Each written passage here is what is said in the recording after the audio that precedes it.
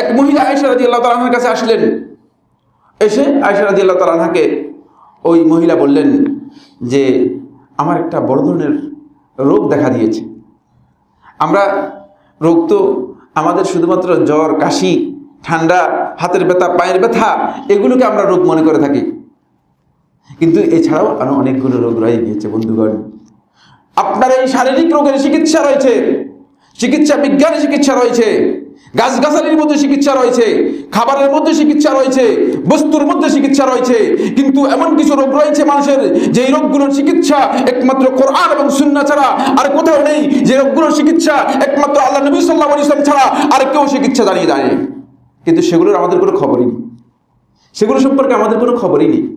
রাসূলুল্লাহ সাল্লাল্লাহু আলাইহি ওয়াসাল্লামের স্ত্রী উম্মুল মুমিনিন আয়েশা রাদিয়াল্লাহু তাআলা বলেন যে মহিলা এসে বলেন, হে উম্মুল মুমিনিন আয়েশা রাদিয়াল্লাহু তাআলা আনহা, আমার অন্তরটা কেন জানি কঠিন কঠিন মনে হয়, কঠিন হয়ে যাচ্ছে, শক্ত হয়ে যাচ্ছে।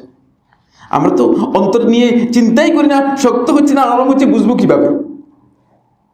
শক্ত হচ্ছে না নরম হচ্ছে আপনি এটা বুঝবেন কিভাবে? আপনি তো অন্তর সম্পর্কে আপনার কোনো ধারণাই নেই। ফলে অন্তর আপনার যেদিকেই যাক, আপনি মনে করতেছেন যে আমার এই দুনিয়া নিয়ে চলতে পারলেই, কিছুদিন কাটিয়ে যেতে পারলেই, কি কাটাবেন না কাটাবেন সেটা আপনি জানেন কিভাবে কাটাবেন। কিন্তু এসে বললেন, হে উম্মুল মুমিনিন আয়েশা রাদিয়াল্লাহু তাআলা আনহা, আমার অন্তরটা কেন জানি কিছুদিন মনে হচ্ছে যে শক্ত শক্ত হয়ে যাচ্ছে।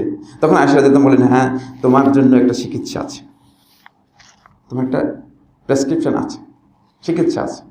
সেটা হলো তুমি বেশি বেশি করে মৃত্যুকে স্মরণ করবে, তাহলে দেখবে যে তোমার অন্তর আস্তে আস্তে বিগলিত হয়ে যাচ্ছে, নরম হয়ে যাচ্ছে, তোমার অন্তর নরম হয়ে যাচ্ছে।